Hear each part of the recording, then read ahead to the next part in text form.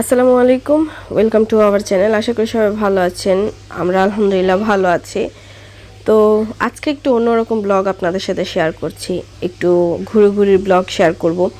আমি বরাবরই আপনাদের সাথে রান্না বাড়া অথবা অন্যান্য ভিডিও শেয়ার করি। তো ভাবলাম আজকে যেহেতু আমি একটু ঘুরতে যাচ্ছি, তো আপনাদের সাথে সেটা শেয়ার করি। তো আজকে আমরা সবাই মাওয়া ঘাট যাচ্ছি। অনেক দিন হয় লং কোথাও যাই না, মানে লং ট্যুরে যাই না। ইচ্ছা ছিল আমাদের যে যদি লকডাউন শেষ হয় বা দেশের পরিস্থিতি নর্মাল হয় তাহলে সাজেক ভ্রমণে যাব, কিন্তু সেটা হয়ে ওঠেনি। তাই আমাদের আর কিছু করার নেই। তো ভাবলাম যে যাই আশেপাশ থেকে একটু ঘুরে আসি। আর বন্দি জীবন আসলে আর ভালো লাগছিল না কারোই। তো সামনে আমার মেয়ে, তার বাবার পিছনে আমরা বসেছি, আমি, আমার ননদ এবং আমার ছোট মেয়ে। তো ছোট মেয়ে একটু পরপর সামনে চলে গেছে, আবার বড় মেয়ে পিছনে চলে আসছে। এভাবে করে আমাদের যাত্রাটা। তো বিসমিল্লাহ বলে আমরা যাত্রা শুরু করে দিয়েছি। আমরা এখন আস্তে আস্তে হচ্ছে আমাদের গন্তব্যস্থলে পৌঁছানোর জন্য অপেক্ষা করব। তো আমি যদিও হিজাব বেঁধে বের হয়েছিলাম, কিন্তু রাস্তায় প্রচণ্ড গরম ছিল, গাড়িতেও গরম ছিল, এই কারণে আমি হিজাবটা খুলে ফেলেছিলাম। আর নদীর পাড়ে যেহেতু আপনাদেরকে অবশ্যই দেখাবো কোথায় যাচ্ছি, কীরকম পরিবেশ, আপনারা পুরোটা ভিডিও দেখবেন ইনশাল্লাহ। ভিডিওটা আরও বড় হয়েছিল, সব কিছু বাদ দিয়েও তারপরেও অনেকটা বড় হয়ে যাবে আজকের ভিডিওটা। তো এই তো টুনটুনি তাকিয়ে আছে। আমি বলতেছিলাম আসো আমার কোলে, সে আসবে না, ফুপির কোলে থাকবে। আর আমার ননদটা চলে যাচ্ছে মুন্সিগঞ্জ, সে ওখানে জব পেয়েছে, তো জবে চলে যাবে। আমি আবারও মোটামুটি বাসায় একা হয়ে যাব। ও থাকতে একটু কোম্পানি হয়তো আমার, দেখা গেছে যে কাজের কথা বলুন বা মেয়েকে রাখা নিয়ে সবটা মিলায়ও আমার অনেক হেল্প করতো। তো এখন আবার আমি একা হয়ে যাব, একা আমাকে সব কিছু আবার ম্যানেজ করতে হবে।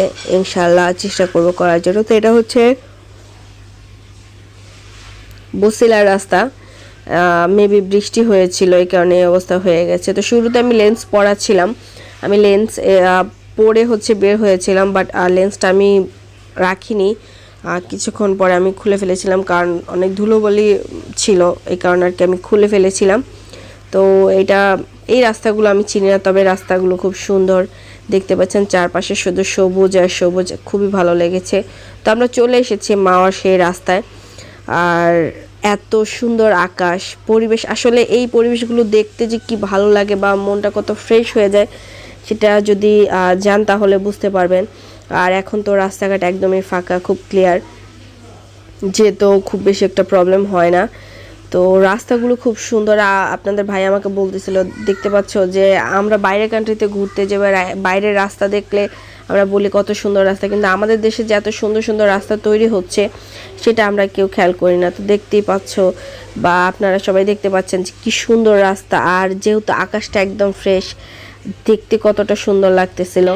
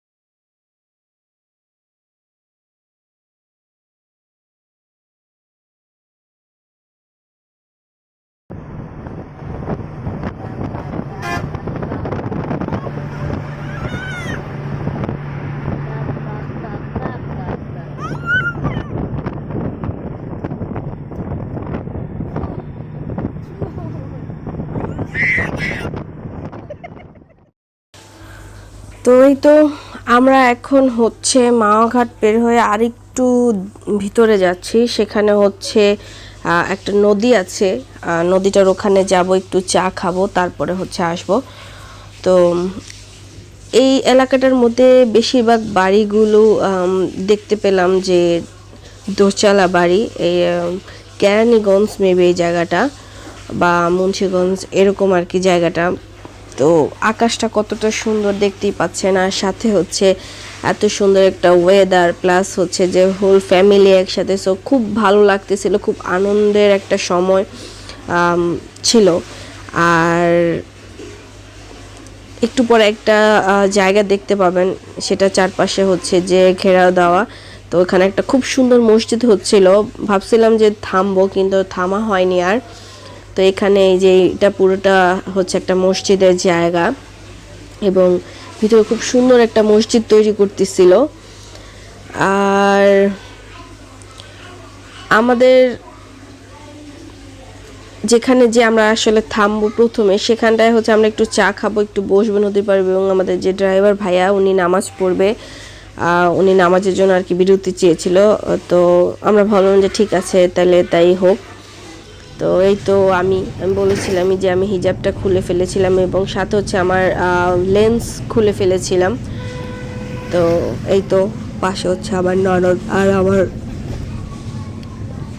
বড় মেয়ে ঘুমিয়ে আছে। সে মানে গাড়িতে উঠলে তার খুব খারাপ লাগে, তো তাকে একটু কষ্ট করে ঘুম পাড়িয়েছি যে তুমি ঘুমিয়ে পড়ো, আমরা যেখানে যাবো ওখানে গিয়ে তোমাকে ডেকে দিব। তো এই তো আমরা চায়ের মানে নদীর পাড়ে চলে এসেছি। আমরা একটা টঙের মধ্যে মাচার মধ্যে বসে আছি।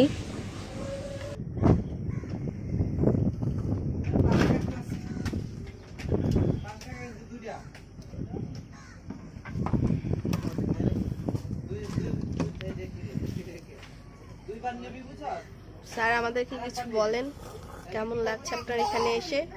ভালোই লাগছে, সাথে নদীর পাড় বসে এই যে রং চা খাওয়া, খুব ভালো। আমারটা আরো বেশি মজা লাগছে। তাই তোমার অনেক বেশি মজা লাগছে? তার থেকে আমার সাজেকে বেশি মজা লাগছে। কিন্তু এখন তো সাজেক যাওয়া যাবে না। আচ্ছা বসো। যাওয়া যাবে কি? আম্মা ওরে লাঠি দিয়ে যে যাচ্ছে সব কিছু নিয়ে। আরফু, আরফু, আরফা, বাবা এতগুলি কাঠ দেখে তো পুরো জাহাজে ডুবে যাবে। বাবা তুমি যদি ওই দূরে যাও তাহলে কি হবে জানো?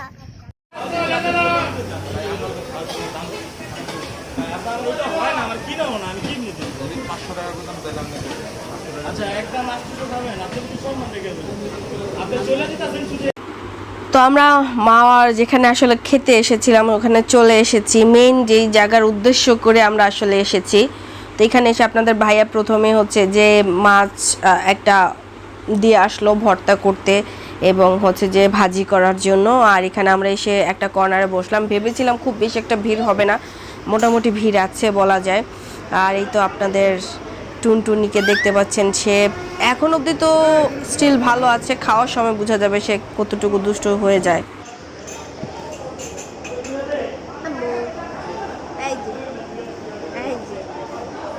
ইলিশ খাবে? ইলিশ ইলিশ আগে লাগলে কি করতো? চুইংগাম গিলে ফেলতো। তো এই তো আমাদের খাবার চলে এসেছে। এখানে আছে আলু ভর্তা, বাদাম ভর্তা, তারপর হচ্ছে টাকি ভর্তা এবং চিংড়ি ভর্তা। আর ওখানে যে ইলিশ মাছ ভাজা হয়ে গেছে, ইলিশ এবং বেগুন একসাথে ভেজে দিয়েছে। আর ডালটা পরে এসেছে, ভাত আর সালাদ। তা আমরা ভাত নিয়ে নিয়েছি সবার মতো করে। আর এই তো আমাদের ইলিশ মাছটা মোটামুটি ভালো বড় ছিল। তো আমরা সবাই খাওয়া দাওয়া স্টার্ট করে দিলাম। তো এই যে বললাম না যে কতক্ষণ চুপ থাকে সেটা দেখা যাক। তো উনি হচ্ছে আমার খাওয়ার সময় সবসময় বিরক্ত করে, আর আমি কিন্তু খাচ্ছি ডান হাত দিয়ে। এটা ক্যামেরার কারণে হচ্ছে বাম সাইডে বোঝা যাচ্ছে যে বাম হাত দিয়ে খাচ্ছি। তো আমি আগে খেয়ে নিব, তারপরে লাবিবাকে খাওয়াবো। আর ওই তো আমরা সবাই স্টার্ট করে দিয়েছি খাওয়া দাওয়া। তো আমাদের ইলিশ মাছটা নিয়েছিল হচ্ছে প্রায় 1000 টাকার মতো, প্রায় না 1000 টাকা নিয়েছে, এবং ভর্তা নিয়েছিল 300। আর বাকি সব মিলাই টোটাল আমাদের বিল এসেছিল 1800 টাকার মতো। আর আমাদের খাওয়া দাওয়া শেষ, এখন আমরা রওনা দিয়েছি আবার নদীর পাড়ে যাওয়ার জন্য। তো এখন আমরা হচ্ছে যে পদ্মা সেতু দেখতে যাব, আর তার জন্য হচ্ছে আমরা আবার যেই জায়গাতে একটু আগে আমরা টং দোকানে চা খেয়েছিলাম ওখানে আবার ব্যাক করব, এবং ওখানে যে আমরা একটা নৌকা ভাড়া করব, এবং নৌকা ভাড়া করে তারপরে আমরা হচ্ছে যে নৌকা ভ্রমণ করব। তো আপনারা দেখতে থাকুন নৌকা ভ্রমণটা কতটা সুন্দর হয়। আর আসলে মাঝে মধ্যে এরকম খোলা মেলা জায়গায় গেলে কিন্তু মনও ভালো লাগে, আর চারপাশে এত ফ্রেশ বাতাস প্লাস এত সুন্দর স্নিগ্ধ মানে সময়টা ছিল, খুবই ভালো লেগেছিল আমাদের সবার কাছেই। তো আমি কতক্ষণ নিজেকে ভিডিও করতেছিলাম, কতক্ষণ বাইরে ভিডিও করতেছিলাম, 4-5টা ভিডিও করতেছিলাম। আমার কাছে আসলে এতটা ভালো লাগতেছিল বলার বাইরে। আর অনেক দিন পর যেহেতু এরকম একটা খোলামেলা পরিবেশ পেয়েছি, আরও বেশি ভালো লাগতেছিল। তো আমরা এখন হচ্ছে যে নৌকা উঠে যাব, আমাদের নৌকা চলে এসেছে। আর নৌকার কস্ট আসলে যার থেকে যেরকম নেওয়া যায়, তবে ফিক্সড ওনারা ওখানে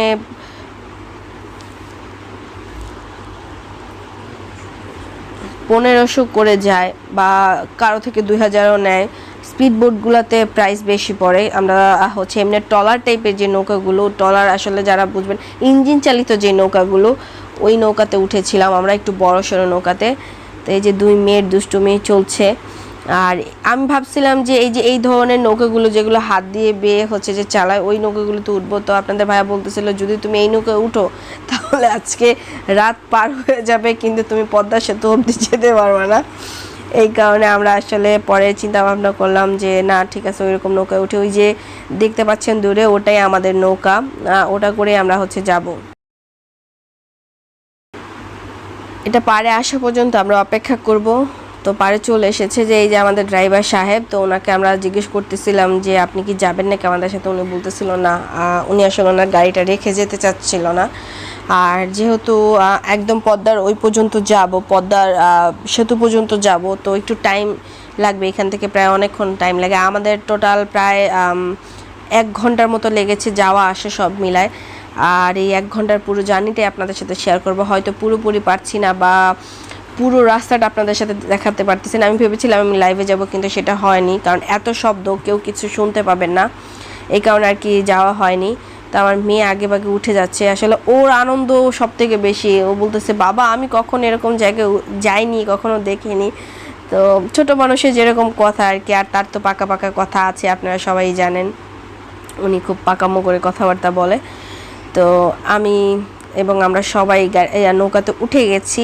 তো স্টার্ট হয়ে গেছে আমাদের নৌকা।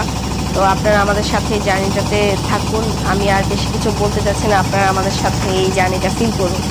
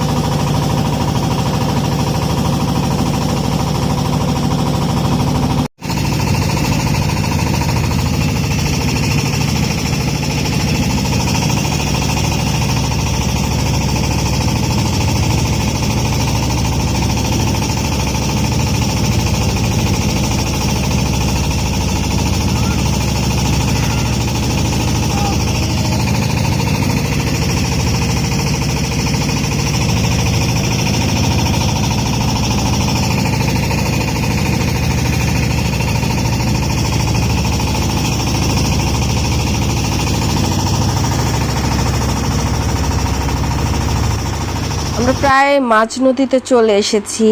আর ওই যে দূরে দেখতে পাচ্ছেন ওই জায়গাটায় হচ্ছে যে মানে আর একটু দূরে গেলে সেতুটা আপনারা দেখতে পাবেন। তা আপনাদের ভাইয়া এই পর্যায়ে ভিডিও করতেছে আমাদেরকে, আর আমি এটা আমার 2 মেয়ে এবং আমার ননদ আমরা হচ্ছে যে একদম নৌকার সামনে যে বসেছি দেখার জন্য।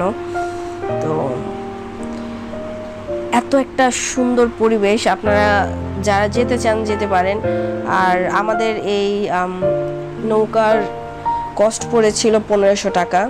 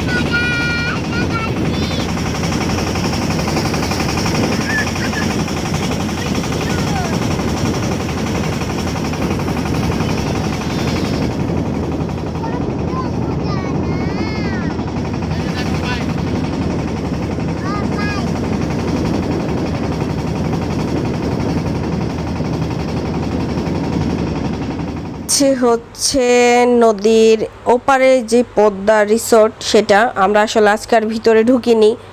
তার একটাই কারণ, আসলে এই বাচ্চা কাচ্চা নিয়ে এখন এখানে ঢুকা আবার বের হওয়া, আরও রাত্র হয়ে যাবে। তো আমার মেয়ে হচ্ছে ফুল খুব পছন্দ করে, তাকে আমি হচ্ছে এখান থেকে একটা ফুল দিলাম। আর এই তো দেখতে পাচ্ছেন কি সুন্দর ফুল হয়ে আছে।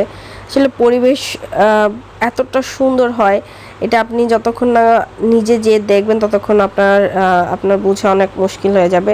তো ওই যে আপনাদের ভাইয়াকে হচ্ছে যে নৌকার যে মাঝি, উনি দেখাচ্ছে যে ভিতরে কীরকম কটেজ আছে বা ভাড়া কত করে, সব মিলে আর কি আপনার ভাইয়াকে ডিটেলস বলতেছিল। তো এই তো আমি হচ্ছে আমার মেয়েকে নিয়ে হাঁটতেছিলাম, আর ভিডিও এখন করতেছে আমার ননদ আমাদেরকে। আর এই তো ভিতরে আমরা আর যাইনি, আমরা পিছন থেকে মোটামুটি একটুখানি দেখে পরে আবার ব্যাক করতেছিলাম। আর আজকে আমরা আর থাকবো না, আমরা ইনশাল্লাহ নেক্সট যখন আসবো তখন এইখানে আমরা একদিন থেকে যাব। আর আপনারা সবাই আমাদের জন্য অবশ্যই দোয়া করবেন। আমার ভিডিও আজকে এ পর্যন্তই। যারা আমার পাশে ছিলেন এতক্ষণ তাদেরকে অসংখ্য ধন্যবাদ, এবং আমার চ্যানেলটির সাথে যারা আছেন এখন অবধি তাদেরকে অসংখ্য ধন্যবাদ। আমার আজকের ভিডিও আমি এখানে শেষ করতেছি, দেখা হবে আমার নেক্সট ভিডিওতে। আর যারা যারা এখন অবধি আমার চ্যানেলটি সাবস্ক্রাইব করেনি তারা অবশ্যই করে নেবেন, পাশে থাকা বেল আইকনটি ক্লিক করে রাখবেন যাতে আমার ভিডিওর নতুন আপডেট আপনারা সবার আগে পেয়ে যান। তো আজকের ভিডিও পর্যন্ত শেষ করতেছি, দেখা হবে নেক্সট ব্লগে। আল্লাহ হাফেজ। সবাই আমাদের জন্য দোয়া রাখবেন এবং ভালো থাকবেন, সুস্থ থাকবেন।